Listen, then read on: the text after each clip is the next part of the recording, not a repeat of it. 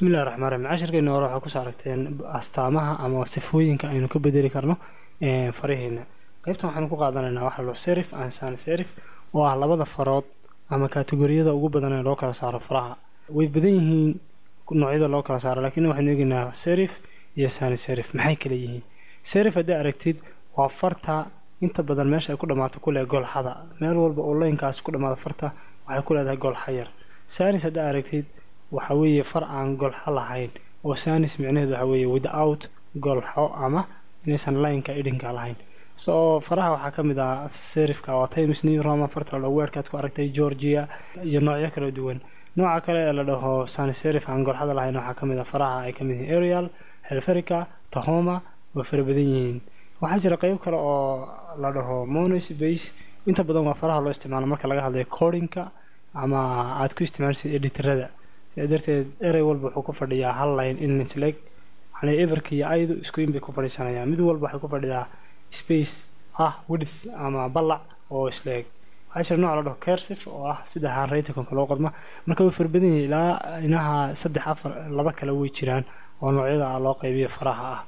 مركا بلوينو إيجي دونا وحنا كل عشر كنا كو إيجي دونا واحد لهو فول باك فونس waxaa jira far computerkaaga ku duuban iyo far aan computerkaaga ku duubnay fartaas haday computerkaaga ku duubantaa way soo baxaysaa hadaysan ku duubnayna waaya ama browserka isticmaalaysid ha ku xidhnaato ama waxa ku xidhnaato localkaaga marka waxaa jira fallback fonts oo ah farta magaceeda marka hore qoraysaa hadii aad weydiina waxaad leedahay farta kala soo saar hadaan weydiina waxaad leedahay waxa la wixii serif ay marka soo heli kartid igu bedel marka halkan line wuxuu taagan yahay farta ayge hadaa weydiina taa ku eeg hadaa weydiina waxa la wixii serif ah nooci golxada lahaa yikeen bal aynu tijaabino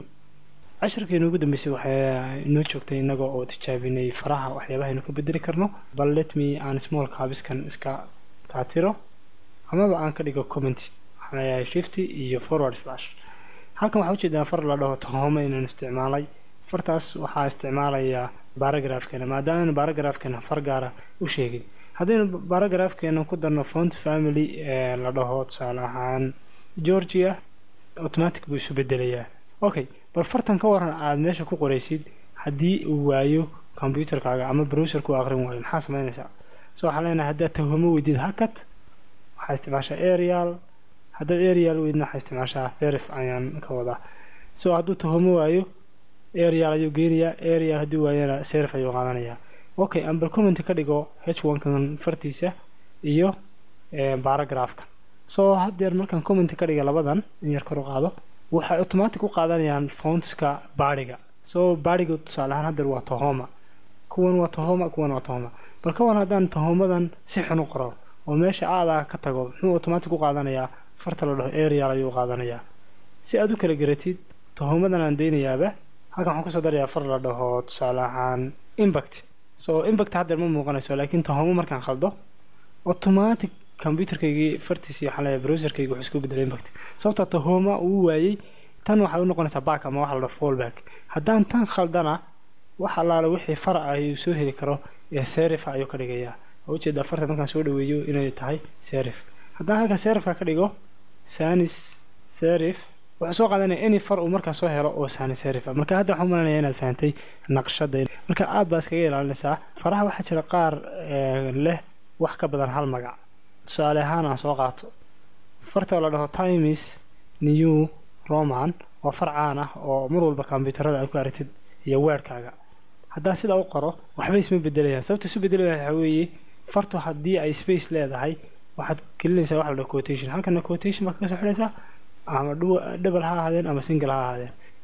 soo hadaad weydid waxa ka dhigtaa waxa la dhaho Tahoma soo hadda markaan sidan ka dhigo oo Roman ka khaldo waxa u jeedaa inuu automatic uga dhigayo Tahoma marka fartu haday ka kooban tahay wax ka badan hal space waxaad gelinaysaa quotation ama double ha ahaadeen ama single quotation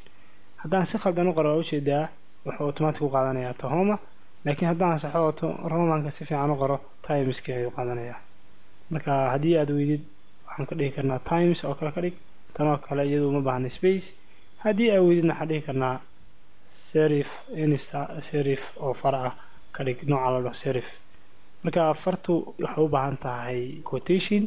haddii ay ka kooban tahay spaces marka laakiin lama ogola inaad tiraahid sidan ay ahaanaysaa Times New Roman waayo markuu waayo wuxuu automatic u qaadanayaa fartii loo oran jiray Tahoma laakiin hadduu helo oo aynu gelino quotation automatic buu Times New Roman u qaadanayaa laakiin haddaynu khaladno automatic wuxuu qaadanayaa fallback font oo ah Tahoma inkasta aysan isku group ahayn tana tahay sans serif tana tahay serif marka serif ayaa marka doonaysa la dhaho ama noocyada kale Georgia saas oo kale ayaa leedahay hadaa tan weydid tan qaado okay halkana serif dooro marka haddii faraha sans serif yihiina sidoo kale dooran kartaa sidoo kale fonti family-ga kuma koobi kartid baadhiga mid walba waxaad siin kartaa font family u gaara sida headers oo kale paragraphs iyagana saas oo kale waxa u sameyn kartaa wax loo fallbacks ayaa sameyn kartaa bal waxaynu eegi doonaa casharkeena soo socda insha Allah laba siyaabood oo loogu soo daro fontska iyadoo adeegsanaysa online wabillahi tawfiiq